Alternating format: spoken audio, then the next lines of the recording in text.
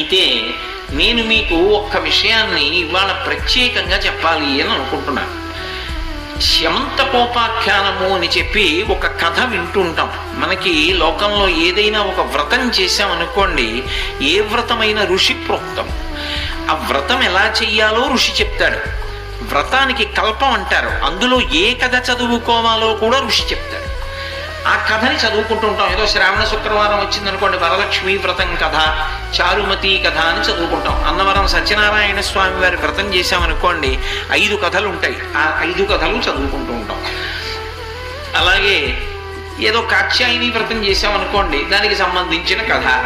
ప్రతిదానికి ఒక కథ ఉంటుంది. ఆ కథలో అసలు ఆ పూజ ఎవరు చేశారు, ఎలా చేశారు, దానివల్ల ఏ ఫలితాలు వచ్చాయి అన్నీ చెప్తారు. ఒక్క విఘ్నేశ్వరుడికి సంబంధించినటువంటి కథ మాత్రం కేవలముగా అదేదో ఎలా చెయ్యాలో తెలుసుకోవడానికి కాదు, అదొక పరమాద్భుతమైనటువంటి విశేషంతో ఉంటుంది. మిగిలినటువంటి ఏ వ్రతానికి లేనటువంటి అద్భుతమైన విశేషాలతో కూడుకున్న కథ ఒక్క వినాయక వ్రత కల్పానికే ఉంది. అయితే దురదృష్టం ఏమిటంటే, ఇవాళ చిన్న చిన్న పుస్తకాల్లో మనం ఏది వినాయక వ్రత కల్పంలో ఉన్నటువంటి కథ అని చదువుతున్నామో ఆ కథ సమగ్రమైనటువంటి రూపంతో లేదు. అసలు వినాయక వ్రతంలో చదువుకోవలసినటువంటి కథని పరాశర మహర్షి విష్ణు పురాణంలో ఇచ్చారు, వ్యాస భగవానుడు స్కంద పురాణంలో ఇచ్చాడు. మీరు ఎట్లాగూ వినాయక వ్రతం చేయబోతున్నారు కాబట్టి ఒక్కసారి వినాయక వ్రత కథని విన్నారనుకోండి, అసలు కథ ఏది, ఎలా చదవాలి అన్నది మీకు అర్థమవుతుంది. దాని కొరకు మీకు నేను ఇవాళ ప్రత్యేకంగా ఈ విషయాన్ని చెప్పబోతున్నాను.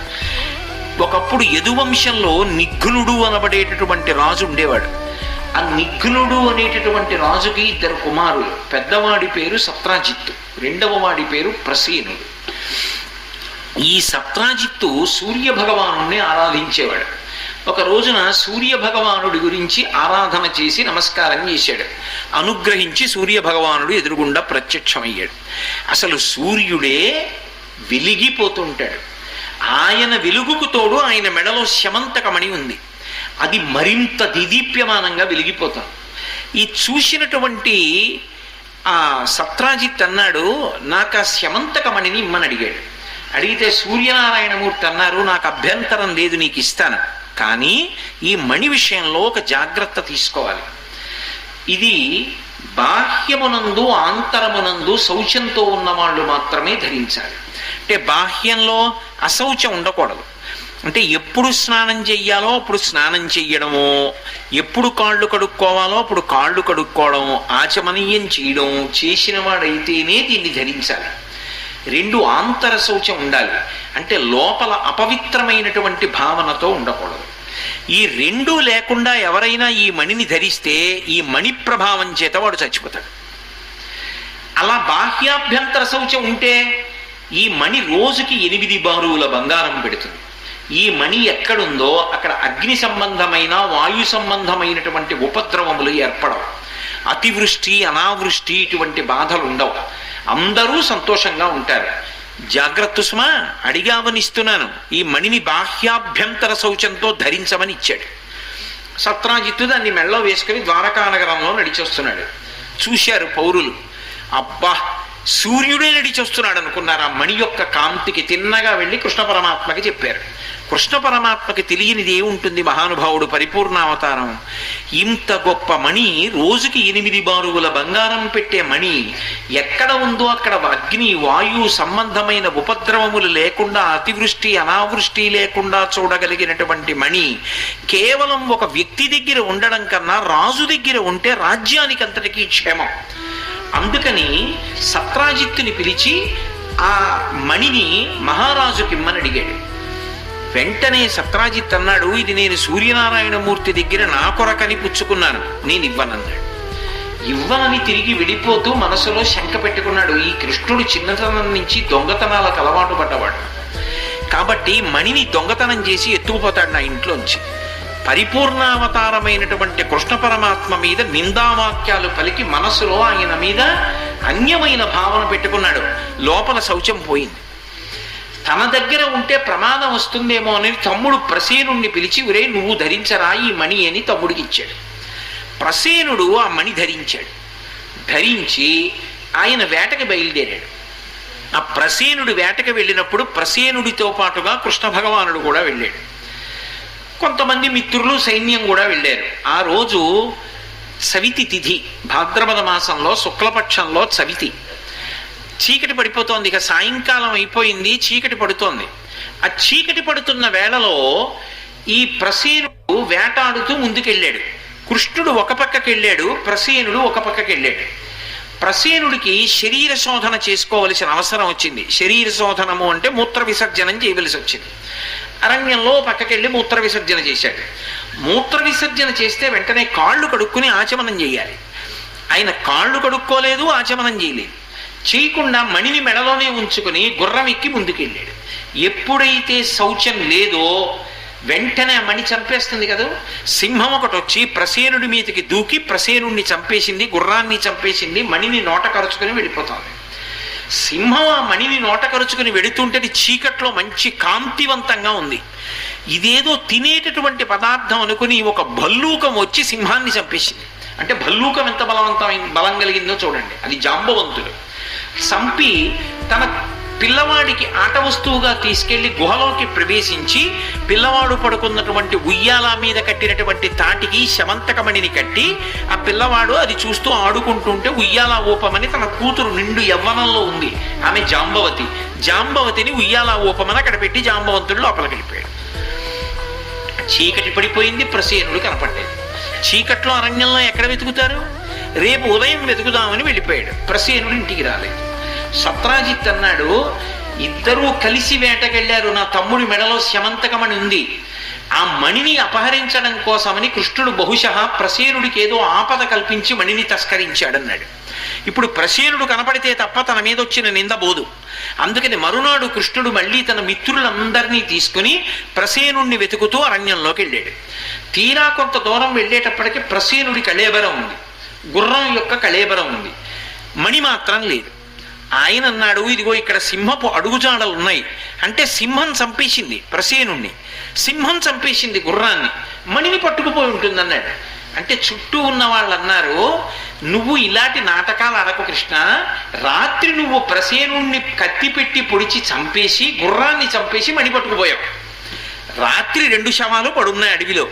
సింహం వచ్చింది, ప్రసేనుణ్ణి పీక్కుతింది, గుర్రాన్ని పీక్కుతింది. మణి సింహానికి ఎందుకు? మాంసం తింటుంది కానీ. మరి 2 శవాలు ఉన్నప్పుడు మణి ఎందుకు లేదు? నువ్వే వాళ్ళిద్దరినీ చంపేశావు, సింహం వచ్చి తింది, అందుకు సింహం అడుగుజాడలు ఉన్నాయి, మణి నీ దగ్గరే ఉందన్నారు. అయ్య బాబోయ్, ఇంత పనిందొచ్చింది ఏమిటి? చెప్పవలసిన ప్రసేనుడు చచ్చిపోయాడు. ఇప్పుడు నేను ఏదో చేస్తే తప్ప ఈ ఆపదలోంచి బయటికి రానని సింహం ఎక్కడికి వెళ్ళిందో వెతుక్కుంటూ సింహపు అడుగుజాడలు పట్టుకుని కృష్ణుడు వెళ్ళాడు. కొంత దూరం వెళ్ళిన తర్వాత సింహం యొక్క కళేబరం కనబడింది. సింహం చచ్చిపోయింది. మరి సింహాన్ని ఎవరు చంపారని చూశాడు. భల్లూకం యొక్క అడుగుజాడలు కనబడ్డాయి. భల్లూకం అడుగుజాడలు పట్టుకుని వెళ్ళాడు. వెళ్ళేటప్పటికి ఒక పెద్ద గుహలోకి వెళ్ళింది. ఆ గుహలోకి వెళ్ళాడు. తన శరీరపు కాంతి ఆయనకి దీపంలా ఆధారమైంది. లోపలికి వెళ్ళి చూశాడు. ఒక ఉయ్యాలలో ఒక పిల్లవాడు పడుకున్నాడు, జాంబవంతుడి కొడుకు, అతని పేరు సుకుమారుడు. ఆ పిల్లవాడు పడుకున్నాడు. దాని మీద శమంతకమణి కట్టారు. అక్కడ యవ్వనంలో ఒక పిల్లుంది, జాంబవంతుడి కూతురు జాంబవతి. ఆమె ఉయ్యాల ఊపుతోంది తమ్ముడిది. ఉయ్యాల ఊపుతూ ఇలా తలెత్తి చూసేటప్పటికి కృష్ణుడిని చూసింది. ముగ్ధమోహనాకారంతో ఉన్నాడు. ఆయన్ని చూడగానే ఆ పిల్ల వశపడింది.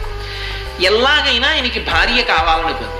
కానీ గట్టిగా చప్పుడు చేస్తే తండ్రి వస్తాడు. తండ్రి మహాబలవంతుడు. ఈయన చూస్తే ఇంత సుకుమారంగా ఉన్నాడు. నా తండ్రి ఈయన్ని చంపేస్తాడేమో, బహుశా ఈయన మణి కోసం వచ్చి ఉంటాడని గబుక్కుని మాట్లాడతాడేమో, మాట్లాడితే తండ్రి వచ్చి చంపేస్తాడు అని చెప్పి అడగకుండానే ఆ మణి ఎక్కడికి ఎలా వచ్చిందో చెప్పడానికి పిల్లవాడిని ఊయల ఊపి లాలి పాడుతున్నట్టు ఓ శ్లోకం చెప్పింది. సింహ ప్రసేనమవధీహి సింహో జాంబవతాహతః సుకుమార కమారోధీహి తవ హేషా శమంతకః అంది. సింహం ప్రసేనుణ్ణి చంపేసింది, సింహాన్ని జాంబవంతుడు చంపేశాడు. ఈ శమంతకమణిని జాంబవంతుడు తెచ్చి ఇదిగో తన కొడుక్కి ఇచ్చాడు. నేను ఆయన కూతుర్ని, ఓ పిల్లాడా సుకుమారా, ఈ మణి నీకే లేరా అంటూ ఊయల ఊపుతోంది. పైకి ఊయల ఊపుతోంది. కథ కృష్ణుడికి చెప్పింది. కృష్ణుడు విన్నాడు. ఓహో, జాంబవంతుడు పట్టుకొచ్చాడనమాట మణిని. లోపలికెళ్ళి స్వతంత్రంగా మణిని తీసుకున్నాడు. మరి పట్టుకెళ్ళిపోయి ఇచ్చేయాలి కదా. అది ముట్టుకోగానే జాంబవంతుడు వచ్చాడు. ఎవర్రా నువ్వు, మణిని పట్టుకెళ్తున్నావన్నారు. ఇద్దరు యుద్ధం మొదలుపెట్టారు. ఇద్దరి మధ్య 21 రోజుల యుద్ధం జరిగింది. జాంబవంతుడికి బలం తగ్గిపోతోంది, కృష్ణుడి బలం పెరిగిపోతోంది. అప్పుడు ఆలోచించాడు, ఓ నేను త్రేతాయుగంలో ఒకప్పుడు రామచంద్రమూర్తి దగ్గర ఉన్న రోజులలో రాముణ్ణి అడిగాను.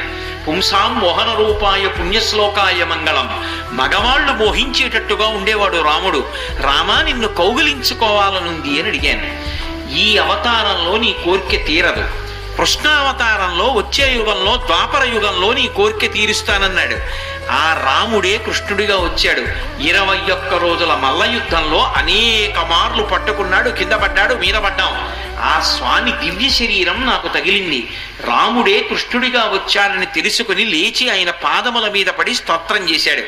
చేసి ఈ శమంతకమణిని తీసుకోండని ఇచ్చేసి, దీనితో పాటుగా ఇదిగో నా కుమార్తె జాంబవతిని కూడా పరిణయం చేసుకోండి అని జాంబవతిని శ్రీకృష్ణ భగవానుడికి ఇచ్చి వివాహం చేశాడు.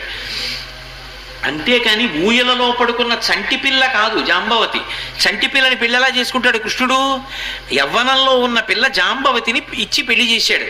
ఈ జాంబవతిని శమంతకమణిని తీసుకుని కృష్ణుడు తిన్నగా ద్వారకా నగరానికి వెళ్ళి, అది సత్రాజిత్తుది కాబట్టి శమంతకమణిని సత్రాజిత్తుకి ఇచ్చేశాడు. నాయన, నేను ఎత్తుకుపోలేదు, నీ తమ్ముడు ప్రసేనుడు బాహ్య శౌచం పోతే సింహం చంపింది, సింహాన్నేమో జాంబవంతుడు చంపాడు, జాంబవంతుడు గుహలో పెట్టాడు, నేను వెళ్ళి పట్టుకొచ్చాను, ఇదిగో వాళ్ళ పిల్లనిచ్చి పెళ్లి చేశాడు, నీ మణి నువ్వు పట్టుకుపో అన్నాడు. చాలా సిగ్గుపడిపోయాడు సత్రాజిత్తు. అయ్యయ్యయ్యయ్యో, ఈ మణి వచ్చినప్పటి నుంచి కృష్ణుడిని నిందలేశాను, నా తప్పైపోయింది కృష్ణ. ఈ మణితో పాటు నాకున్న ఒకే ఒక్క కుమార్తె సత్యభామని కూడా నువ్వు తీసుకో అని చెప్పి సత్యభామనిచ్చి వివాహం చేశాడు. ఒక మణి తెచ్చుకుందామంటే 2 మణులు దొరికాయి ఆయనకి, జాంబవతి సత్యభామ. సరే, సత్యభామని కూడా వివాహం చేసుకున్నాక అన్నాడు, నీకు ఎటూ కొడుకులు లేరు, కూతురేగా, ఇవాళ కాకపోతే రేపు ఆ ఆస్తి నాదే, ఆ మణి నాకే వస్తుంది, కొన్నాళ్ళైనా నీ దగ్గర ఉంచుకో, వచ్చినప్పటి నుంచి భయంతో దాన్ని వాళ్ళకి వీళ్ళకి ఇస్తున్నావు, ఇప్పుడు ఇంకా బెంగలేదుగా, నీ దగ్గరే ఉంచుకో అని మణిని ఇచ్చాడు. మణిని ఆయనకి ఇచ్చాడు. ఇచ్చిన తరువాత అంటే మీకు మళ్ళీ అనుమానం రావచ్చు, త్రేతాయుగంలో జాంబవంతుడు ద్వాపర యుగంలో ఎలా ఉన్నాడండి అని. రామచంద్రమూర్తి అవతార పరిసమాప్తిలో 4 చిరంజీవులుగా వరమిచ్చారు. హనుమకి, విభీషణుడికి, జాంబవంతుడికి, మైందుడికి, ద్వివిధుడికి 5 ఇచ్చారు. అందులో ఒకడు కాబట్టి జాంబవంతుడు చిరంజీవిగా ఉన్నాడు కలియుగ ప్రారంభం వరకు. కాబట్టి ద్వాపర యుగంలో కృష్ణ భగవానుడి యొక్క దర్శనం చేశాడు. ఇప్పుడు సత్రాజిత్తు శమంతకమణిని సత్యభామని కూడా కృష్ణుడికి ఇచ్చేశాడు. శమంతకమణిని కృష్ణుడు సత్రాజిత్తుకి ఇచ్చేశాడు. ఇచ్చేసిన తర్వాత కృష్ణుడు, సత్యభామ, జాంబవతి సంతోషంగా ఉంటున్నారు. ఈలోగా పాండవుల్ని లక్క ఇంట్లో పెట్టి కాల్చేశారు. వాళ్ళేమో చనిపోయారు అని లోకంలో మాట వచ్చింది. కానీ వాళ్ళు చనిపోలేదు, తప్పించుకున్నారు, క్షేమంగా ఉన్నారని కృష్ణుడికి తెలుసు. ఎవరు చంపేశారు? దుర్యోధనుడు చంపేశాడు. అమ్మయ్య చచ్చిపోయారని లోపల సంతోషం ధృతరాష్ట్రుడికి. పైకి అయ్యో నా తమ్ముడి పిల్లల 5 కుంతీదేవి కూడా చచ్చిపోయారని దొంగరాగాలు పెట్టి ఏడుస్తున్నాడు. ఇంత దొంగ ఏడుపులు ఏడుస్తున్న వాడిని దొంగ పరామర్శ చేసి వస్తాను, నాకు తెలుసు బతికున్నారని, అయినా ఓసారి పరామర్శ చేసి వస్తాను అని కృష్ణుడు బయలుదేరి హస్తినాపురానికి వెళ్ళాడు. ఈలోగా ఓ చమత్కారం జరిగింది. సత్రాజిత్తు సత్యభామని కృష్ణుడికి ఇచ్చి వివాహం చెయ్యక ముందు 3 అడిగారు యాదవులు, సత్యభామని మాకిచ్చి పెళ్లి చేయమని. కృతవర్మ, శతధన్వుడు, అక్రూరుడు. ఈ 3 అడిగితే ఆ సత్రాజిత్ అన్నాడు, మీ 3లో ఎవరో ఒకరికిచ్చి పెళ్లి చేస్తానా పిల్లనన్నాడు. కానీ అకస్మాత్తుగా మలుపులు తిరగడంలో ఆ మణిని సత్యభామని కూడా కృష్ణుడికి ఇచ్చేశాడు. మా 3లో ఎవరో ఒకరికి ఇస్తామన్నవాడు ఇవ్వకుండా కృష్ణుడికి ఇచ్చి పెళ్లి చేశాడు. సత్యభామని కక్ష పెట్టుకున్నటువంటి ఈ 3 కృష్ణుడు ఊళ్ళో లేడు, హస్తినాపురానికి వెళ్ళాడని శతధన్వుడిని ఎగదోశారు. ఆ శతధన్వుడు వెళ్ళి ఆ సత్రాజిత్తుని చంపేసి శమంతకమణి పట్టుకొచ్చాడు. తీరా పట్టుకొచ్చేసాడు కానీ భయం పట్టుకుంది. వెళ్ళినవాడు ఊళ్ళో ఉండిపోతాడు, కృష్ణుడు తిరిగి వస్తాడు. ఎవరు చంపారు? నా మామగారిని చెప్పి వెంటబడి చంపేస్తాడు. అందుకని పరమభక్తుడైన అక్రూరుడికి ఇచ్చేస్తే మన జోలికి రాడని అక్రూరుడి దగ్గర మణి విడిచిపెట్టేసి తాను పారిపోయాడు అడవికి. కృష్ణుడు తిరిగి వచ్చాడు. తిరిగి వచ్చి ఏమైంది మా మామగారి కంటే మీ మామగారిని శతధనుడు చంపేశాడన్నారు. మణిదన్నారు, శతధనుడు ఎత్తుకుపోయాడన్నారు. అయితే శతధనుడిని పట్టుకుంటానని కృష్ణుడు బయలుదేరాడు. నేను వస్తానరా నీతో అని బలరాముడు బయలుదేరాడు. ఇద్దరూ రథంలో బయలుదేరారు. ముందు గుర్రం మీద శతధనుడు పారిపోతున్నాడు. అడవిలో చాలా దూరం వెళ్ళిన తరువాత శతధనుడి గుర్రం డస్సిపోయి కింద పడిపోయింది. గుర్రం వదిలి కాలికి బుద్ధి చెప్పి పరిగెత్తుకుంటూ పారిపోతున్నాడు శతధనుడు. నేల మీద పరిగెడుతున్న వాడిని రథంలో వెళ్ళి పట్టుకోవడం మర్యాద కాదు కదా అన్నయ్య, నువ్వు ఇక్కడే ఉండు, నేను శతధనుడి వెంట వెళ్ళి పట్టుకుని నేను వాడిని యుద్ధంలో ఓడించి శమంతకమణి ఎక్కడ దాచాడో అడిగి తీసుకొస్తానన్నయ్య అన్నాడు. బలరాముడు కూర్చున్నాడు రథంలో. కృష్ణ పరమాత్మ వెళ్ళాడు. ఏదో అటు పరిగెత్తాడు ఇటు పరిగెత్తాడు, ఏదో పొగలోకి వెళ్ళాడు. ఇద్దరి మధ్య యుద్ధం జరిగింది. ఆ యుద్ధం జరగడంలో శతధనుడు చచ్చిపోయాడు. చనిపోతే ఆయన ఒళ్ళంతా వెతికాడు, ఎక్కడ శమంతకమణి కనపడలేదు. వెనక్కి తిరిగి వచ్చాడు. బలరాముడు అడిగాడు, ఎలా దొరికిందా శమంతకమణి అన్నాడు. అన్నయ్య శతధనుడితో యుద్ధం చేశాను, చంపేశాను, కానీ అన్నయ్య మణి లేదు వాడి దగ్గర అన్నాడు. బలరాముడు అన్నాడు, శమంతకమణి తీసుకొస్తానని వెళ్ళి శతధనుడిని చంపేసి వచ్చావా? మణి లేదా వాడి దగ్గర? ఊళ్ళో అందరూ వాడి దగ్గర ఉందంటున్నారా? చిన్నప్పటి నుంచి నీది దొంగ బుద్ధే కదరా. ఇప్పుడు ఆ మణి నా దగ్గర ఉందని చెప్తే 8 బారువుల బంగారంలో అన్నగారిని నాకు 4 బారువులు ఇవ్వవలసి వస్తుందని లేదన్నయ్యా అని చెప్తున్నావా? అంటే ఆ మణి నీ దగ్గరే పెట్టుకుందామనే. నీలాంటి దొంగ తమ్ముడితో నేను ఉండలేనురా అని రథం దిగి ఎంత బతిమాలినా వినకుండా జనక మహారాజు గారి యొక్క నగరం విదేహ రాజ్యానికి వెళ్ళిపోయాడు బలరామ. చాలా చిన్న పుచ్చుకుని ఇదేం ప్రారంధం రా, ఈ మణి నన్ను వదలదు, నాకు ఈ కష్టాలు వదలవు అని కృష్ణ పరమాత్మ అంతఃపురానికి వచ్చారు. వచ్చి జాంబవతి మందిరానికి వెళ్ళారు. చాలా చిన్న బుచ్చుకుని ఉన్నారు. ఏం అలా ఉన్నారన్నాడు. ఏం లేదు, శమంతకమణిని శతధనుడు ఎత్తుకుపోయాడన్నారు, వెళ్ళి శతధనుడిని చంపాను, కానీ వాడి దగ్గర లేదన్నారు. అంటే ఆవిడంది, అసలు మీకు ఈ శమంతకమణి ఇచ్చిన వాడు ఎవరు? మా నాన్న. మీరా మణి పట్టుకెళ్ళి ఎవరికి ఇచ్చేశారు? మా నాన్న మీకు ఇస్తే మీ దగ్గర పెట్టుకోవాలి, తగుదునమ్మా అని సత్రాజిత్తుకి ఇచ్చారు. సత్రాజిత్తు తన కూతురికి ఇస్తాడనే మీరు ఇచ్చారు కావాలని. అందుకని సత్యభామని పెళ్లి చేసుకున్నారు. ఇచ్చింది మా నాన్న, కానీ మా మామగారు ఇచ్చారని సత్రాజిత్తు పేరు చెప్తున్నారు. అసలు మీకు ఇచ్చిన మామగారు మా నాన్నగారు. మా నాన్నగారి పేరు ఊరు పేరు లేకుండా పోయింది. సత్యభామ కోసం సత్రాజిత్తుకి ఇచ్చి సత్యభామని పుచ్చుకుని ఆ మణి సత్రాజిత్తు ఇచ్చాడని లోకంలో ప్రచారం చేశారు. ఇప్పుడు ఆ మణి తీసుకొచ్చిస్తే మా నాన్నగారు ఇచ్చారు కదా అని నా మందిరంలో పెట్టుకుంటానేమో అని మణి దొరకలేదు జాంబవతి అని సత్యభామ దగ్గర పెట్టారు, నాకు తెలియదు అనుకోకండి అంది. అమ్మ బాబోయ్ ఇది ఎక్కడ ఉపద్రవం అని సత్యభామ మందిరానికి వెళ్ళాడు. మణిదంది ఆవిడ. అంటే లేదు శతధనుడి దగ్గర అన్నాడు. నాకు అర్థమైంది, జాంబవంతుడు మీకు ఆ మణి ఇచ్చాడు, దాన్ని పట్టుకొచ్చి మా నాన్నకి ఇచ్చారు. అసలు మణి తెచ్చిన వాడు ఎవరు? సూర్యుడి దగ్గర నుంచి మా నాన్న. తర్వాత కదా జాంబవంతుడికి వెళ్ళింది. అసలు మణి మా నాన్నగారిది.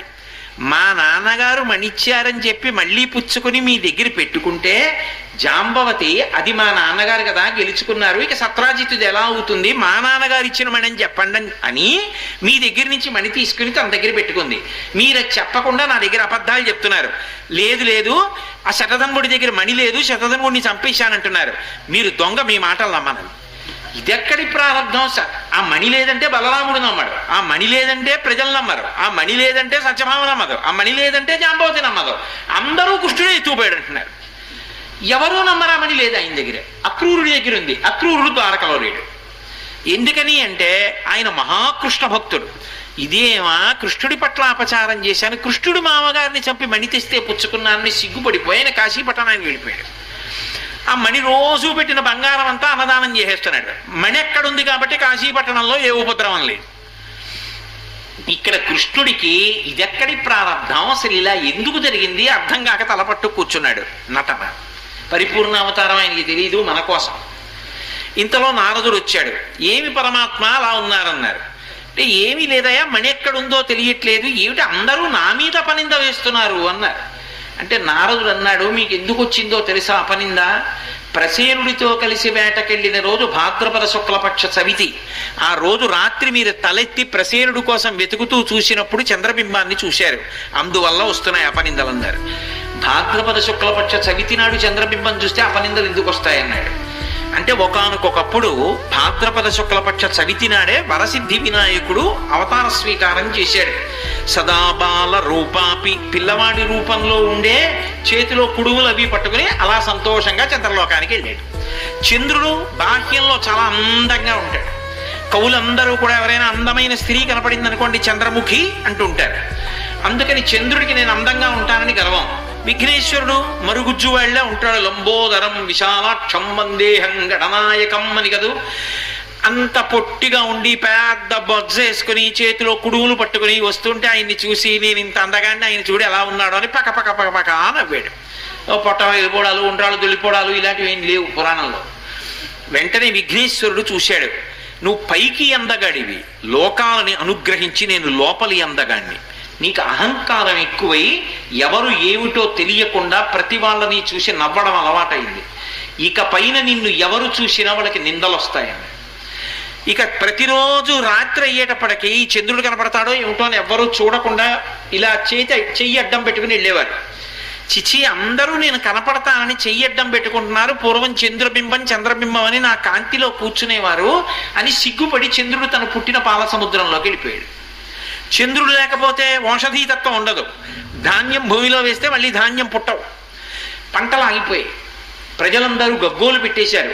ఋషులు పాలసముద్రం దగ్గరికి వెళ్ళి చంద్రుణ్ణి పిలిచి, ఒరే గబుక్కుని పైకి రాకు, నీ ముఖం కనపడుతుంది మాకు, నీకెవరు శాపం ఇచ్చారో ఆ విఘ్నేశ్వరుడి కాళ్ళ మీద పడు, ఆయన క్షమిస్తాడు, మహానుభావుడు, ఆయన దగ్గరికి వెళ్ళరా నాయన అన్నారు.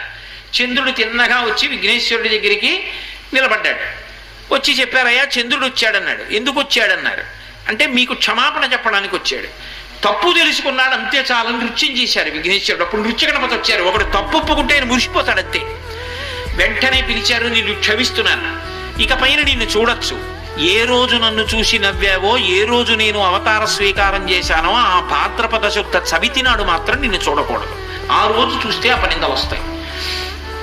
కృష్ణ నువ్వు ఆ రోజునే చూసావు, అందుకే ఈ అపనిందలన్నీ వస్తున్నాయి. మరి ఏం చేస్తే పోతాయి? వరసిద్ధి వినాయక వ్రతం చేయి, పోతాయి. ఎలా చెయ్యాలి వ్రతం చెప్పాడు నారదుడు. అలాగే తెచ్చాడు, పత్రులు తెచ్చాడు, పాలడిల్లి కట్టాడు, విఘ్నేశ్వరుడిని పెట్టాడు. విఘ్నేశ్వరుడికి ఒక చమత్కారం ఉంటుంది. ఆయనకి అత్యంత ప్రీతిపాత్ర ఏమిటో తెలుసా? సేవలలో గొడుగు చామరం. అందుకే మిగిలిన ఏ దేవతలకి అమ్మరు.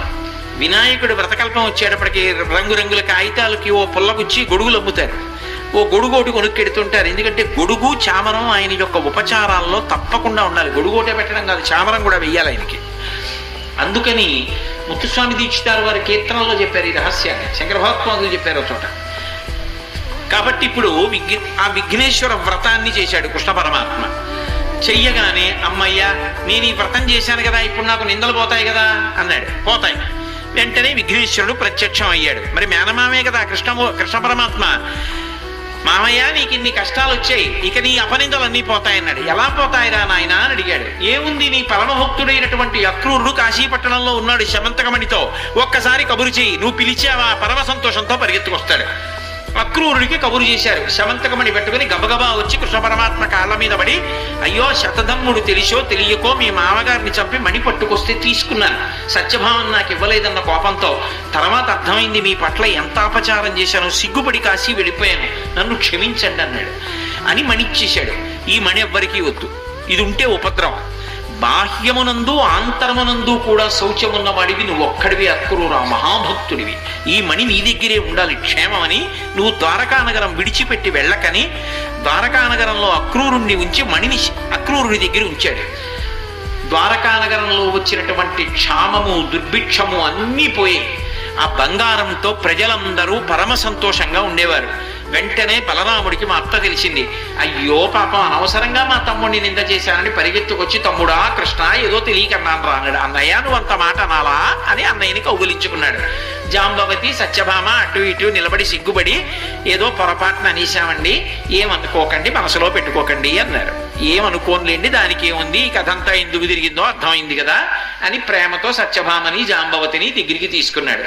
ఆ నగరంలో ఉన్నవాళ్ళు లోకంలో ఉన్నవాళ్ళు వచ్చి, అయ్యో కృష్ణ తెలియక నువ్వు వెన్న దొంగతనం చేసింది ఒకందుకైతే ఆ తాత్వికమైన అర్థం తెలియక నువ్వు దొంగవని చెప్పి నువ్వే శమంతకమని ఎత్తుకుపోయావని నింద వేశాం, మమ్మల్ని క్షమించమని ఆయన కాళ్ళ మీద పడ్డారు.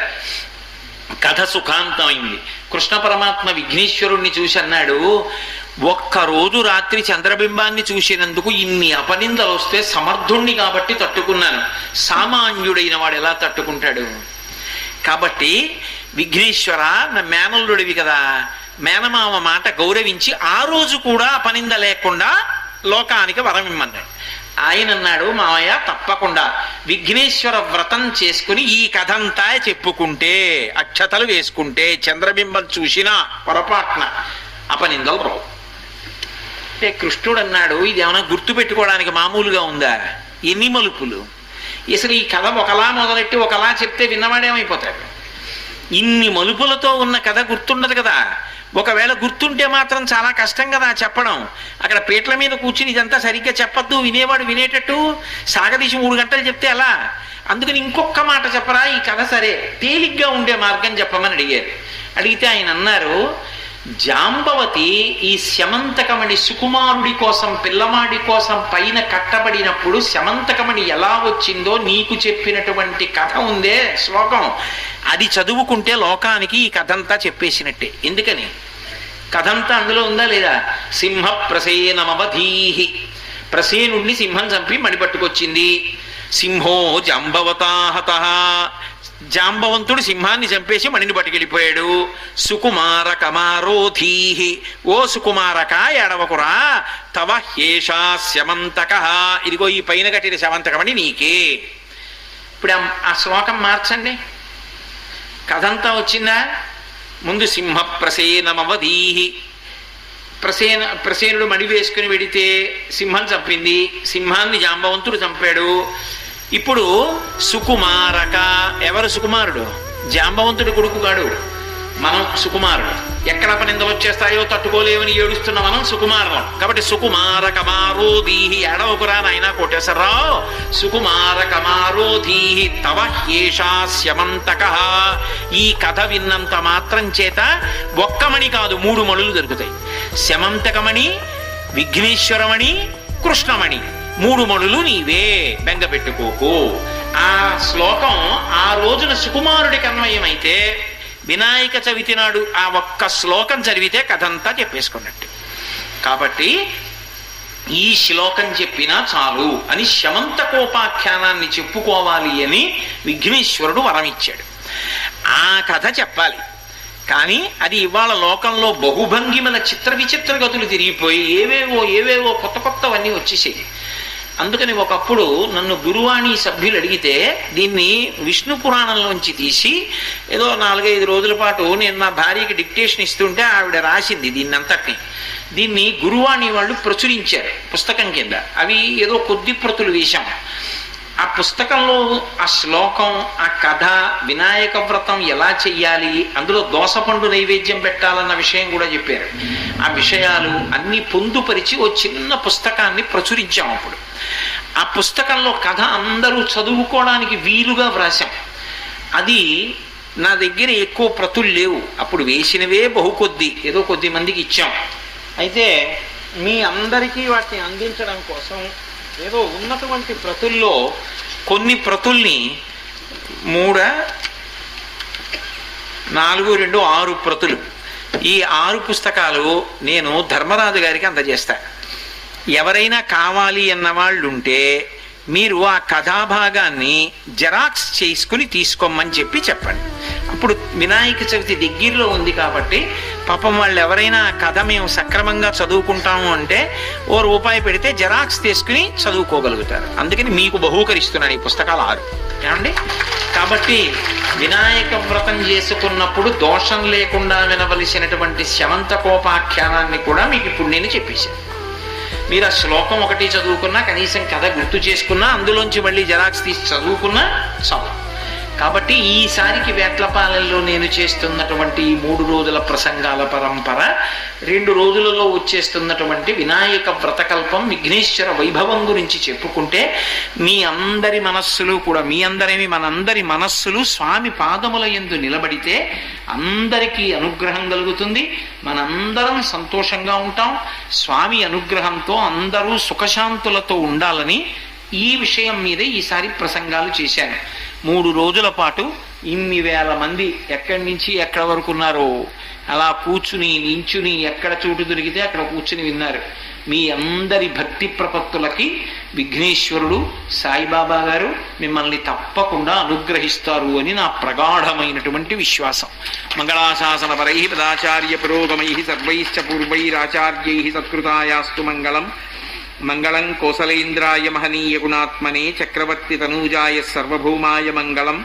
ఉమాకాంతాయ కాంతాయ కామితార్థప్రదాయినే శ్రీగిరీశాయ దేవాయ మలినాథాయ మంగళం. సర్వం శ్రీ ఉమామహేశ్వర పరబ్రహ్మార్పణమస్తు. స్వస్తి.